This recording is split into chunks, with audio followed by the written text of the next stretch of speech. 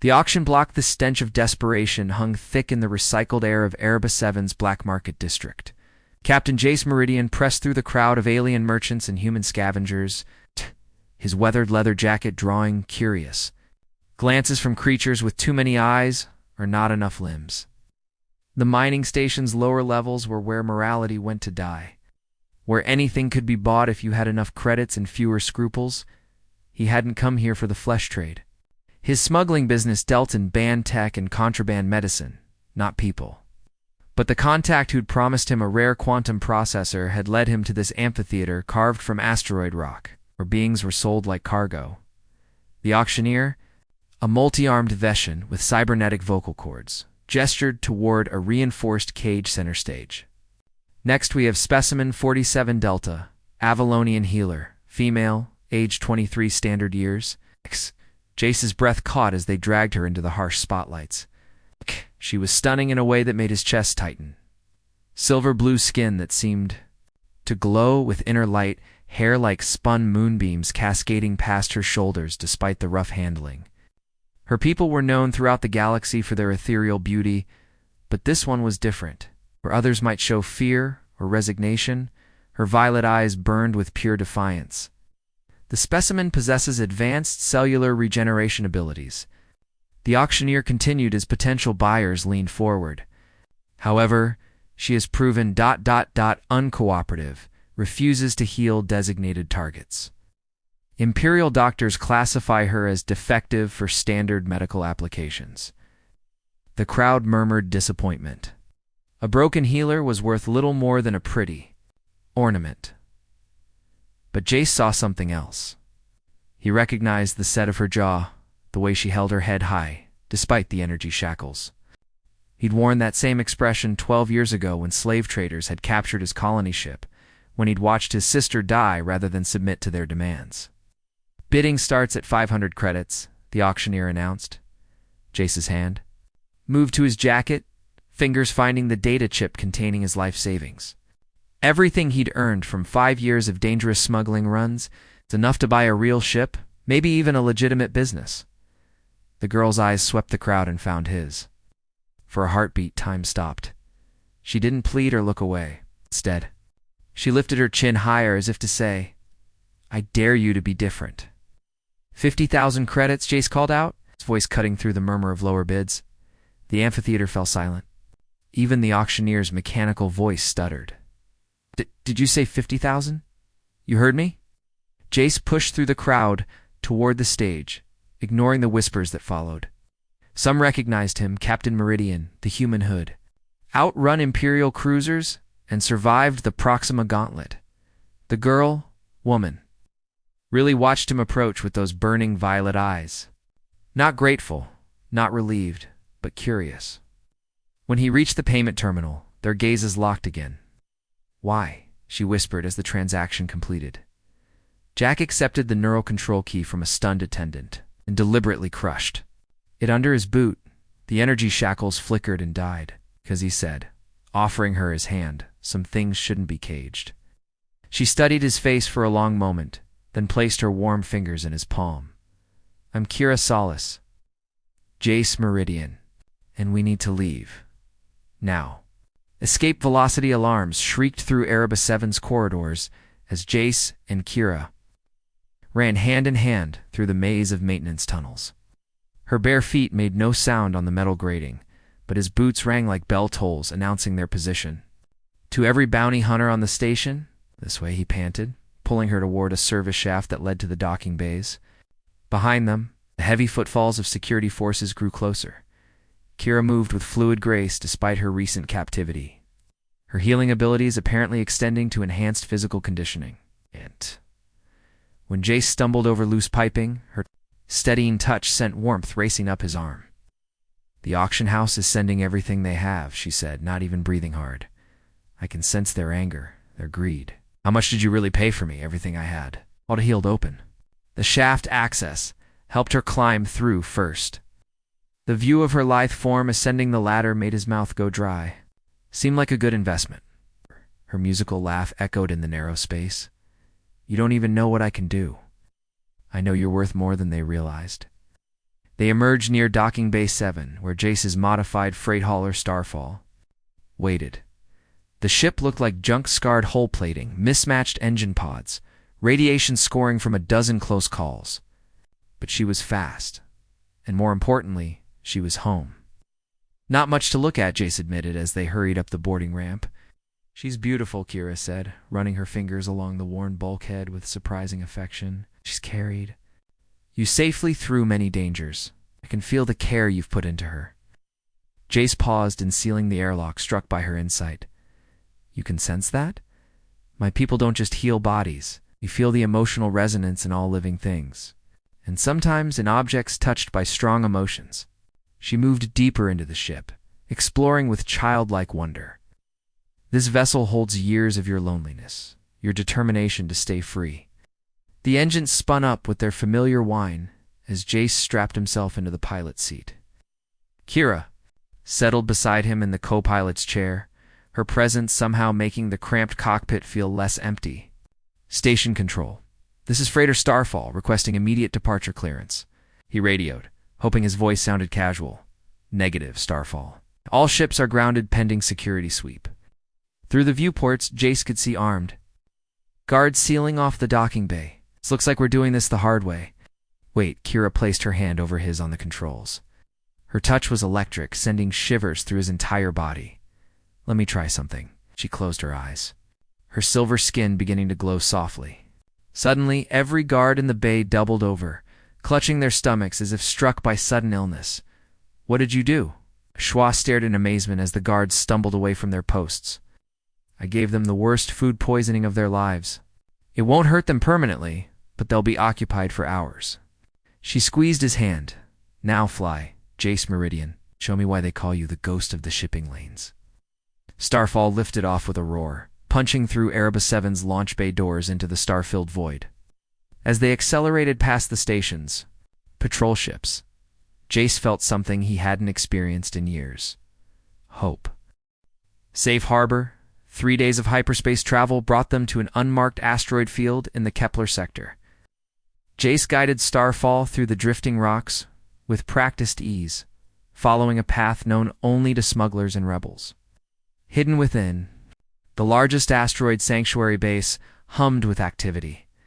Impressive, Kira murmured as they docked. The base's interior had been carved into a small city, with parks and living quarters built around a central hub.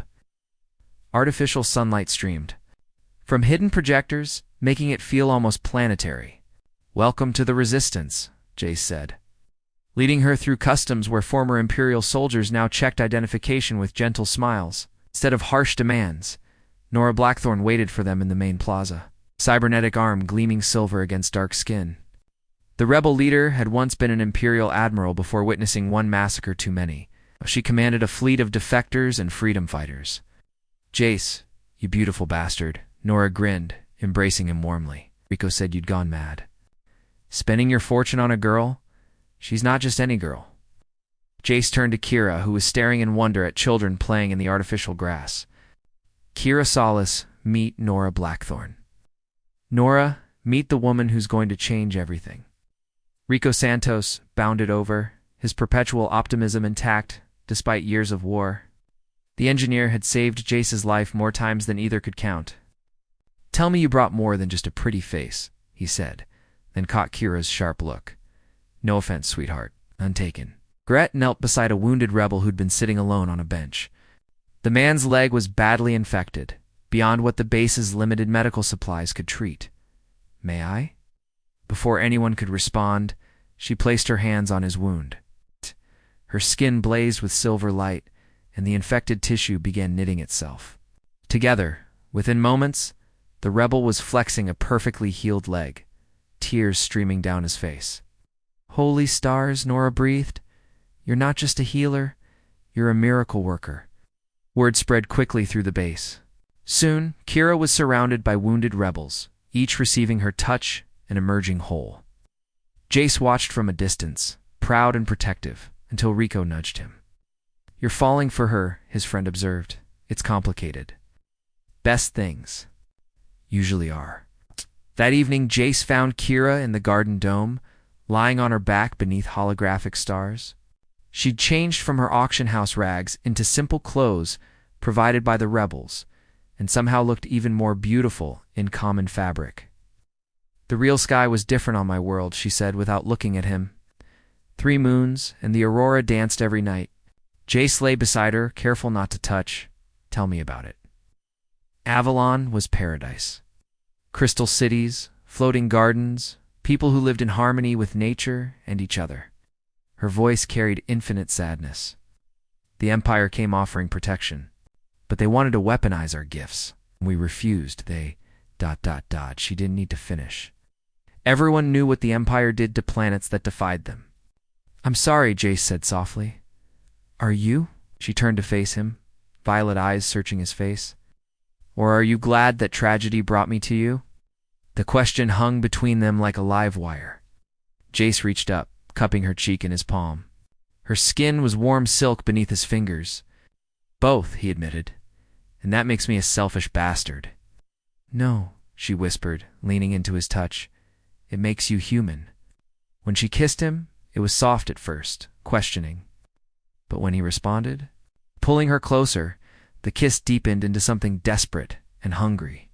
She tasted like starlight and promises. It's like everything he'd been searching for without knowing it.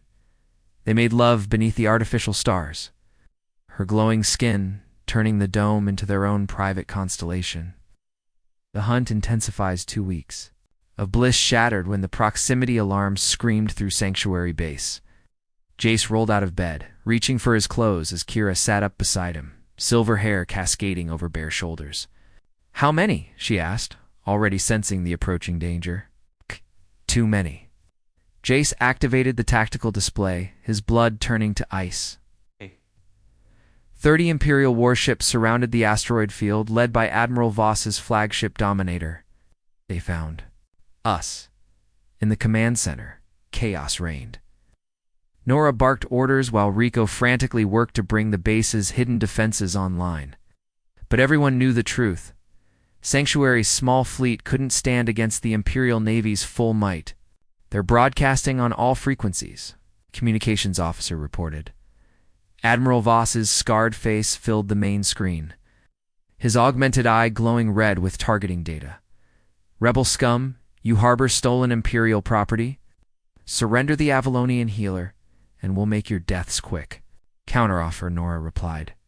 "Go to hell." "Very well." Voss smiled without warmth. "Slade, you're authorized for extreme measures." The bounty hunter's response came from a different ship. "Already deploying hunter-killer drones, Admiral." "The girl's mine." Kira gripped Jace's arm, her face pale. "They'll destroy everything to get to me.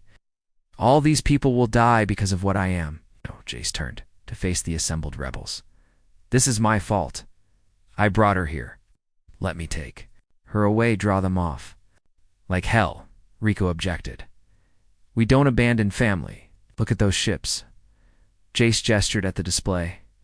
"This isn't about rebellion anymore. They'll want her specifically, and they'll burn the galaxy to get her." Kira stood, her decision crystal. Clear and violet eyes. "He's right. I have to surrender." "Over my dead body," Jace snarled, pulling her against him. "That's what I'm afraid of." She kissed him fiercely, pouring all her love and desperation into the contact. "I won't let you die for me." The first wave of Imperial fighters screamed. Past the asteroid field, testing Sanctuary's defenses. Energy beams lit space like deadly fireworks as the rebels fought back with everything they had in their quarters that night. As the battle raged outside, Kira and Jace made love with desperate intensity. Every touch carried the weight of possible goodbye, every kiss a promise that might be their last. "If we don't survive this," she whispered against his lips, "know that these weeks with you have been the happiest of my life." "We'll survive," he promised, though they both knew the odds. "We'll find a way." She smiled sadly, tracing the scar across his chest where shrapnel had nearly killed him years ago. Her healing touch had faded it, but couldn't erase it entirely. "You've been running from attachments your whole life, Jace. Don't let fear make you run from me." "Never," he swore, holding her as if he could shield her from the universe itself. "Whatever happens, we face it together." Outside their window, Another wave of Imperial ships dropped out of hyperspace. The net was closing, and tomorrow would bring a battle that would determine not just their fate, but the future of the rebellion itself. As dawn broke over the artificial horizon, Kira pressed her face to his chest and whispered, "I love you." "Jace Meridian, I love you too," he replied, and meant it more than any words he'd ever spoken. The war for their hearts had become a war for their lives. Hearts unbound, the final battle began at dawn. Imperial ships poured firepower into Sanctuary's shields, while rebel fighters danced between the massive warships like angry insects. Jace piloted Starfall through the chaos, Kira beside him in the co-pilot's seat, her hands glowing as she reached out with her abilities. "I can feel them," she said, eyes closed in concentration. "Every wounded pilot, every dying soldier on both sides. Their pain is like thunder in my mind." "Don't," Jace warned, reading her intentions. "You'll burn yourself out trying to heal everyone. What if there's another way?" She opened her eyes, violet irises blazing with sudden inspiration. "I could show them what healing really means." Before he could stop her, she reached out to the ship's communications array, channeling her power through the transmitters. Her consciousness exploded outward, touching every mind in the battle zone, Imperial and Rebel alike. Suddenly, every pilot felt what their enemies felt. Every gunner experienced the terror of those in their crosshairs. The artificial barriers of uniform and ideology crumbled as Kira's empathic abilities forced them all to confront their shared humanity. Fighting ships began breaking off their attacks. Imperial pilots landed on Rebel carriers, seeking medical aid for their wounded. Rebel engineers worked alongside their former enemies to repair damaged vessels. Admiral Voss, however, remained unmoved. "Clever trick, healer, but emotion won't stop plasma cannons." The Dominator opened fire on Starfall, forcing Jace into evasive maneuvers. "He's cybernetic," Kira gasped, blood trickling from her nose. "Too much machine to feel what I'm projecting." "Then we do this the old-fashioned way." Jace armed Starfall's weapons, though they were no match for a battlecruiser. "Rico, please tell me those new modifications actually work." His friend's voice crackled over the cum. "Only one way to find out. Snora's bringing the fleet around." For one final push, Rebel ships converged on Dominator, their combined firepower finally overwhelming its shields. But Voss had one last card to play, a nuclear warhead aimed directly at Sanctuary Base. "If I can't have the healer, no one can." He broadcast. Kira stood, her entire body now blazing with silver light. "Jace, get me close to that missile." "Are you insane?" "The radiation alone will kill you. Trust me." She kissed him one last time, soft and sure. "I know what I'm doing." Against every instinct screaming at him, Jace flew Starfall directly into the missile's path. At the last possible moment, Kira reached out, her healing abilities working in reverse instead of mending. She convinced the warhead's atoms to simply ... stop. The weapon disintegrated harmlessly, its nuclear fire becoming nothing more than warm light. The effort left Kira unconscious, but alive. As Jace held her, Admiral Voss made one final desperate attack run, only to be intercepted by his own pilots, men and women who'd finally remembered why they'd joined the Imperial Navy. In the first place, 3 months later, on the frontier world of New Haven, Jace finished building the clinic's new wing. The planet had no government, no armies, just farmers and miners who'd carved out a peaceful existence among the rolling hills and crystal streams. Kira emerged from the main building, her silver skin glowing with contentment as she wiped her hands on a medical apron. The Morrison boy's fever broke. "Be fine. Good." Jace wrapped his arms around her waist, pulling her back against his chest. Rico sent a message. "The peace talks are going well. Looks like your little demonstration convinced both sides that cooperation beats conquest." She leaned into his embrace, watching the sun set over their adopted home. "And what about us? Any second thoughts about settling down?" Jace turned her around, cupping her face in his hands. "Only regret I have is waiting so long to find you." Their wedding had been simple, just the two of them. Rico was witness Nora officiating under New Haven's triple moons. No grand ceremony, No political implications, just two hearts finally finding their home in each other. I love you, Mrs. Meridian, he whispered against her lips. I love you too, she replied, and kissed him beneath the stars, in the distance. Starfall sat in their private hangar, ready for the occasional supply run or emergency call. But her wandering days were over. Like her captain, she'd found something worth staying for. The galaxy was slowly healing, and so were they.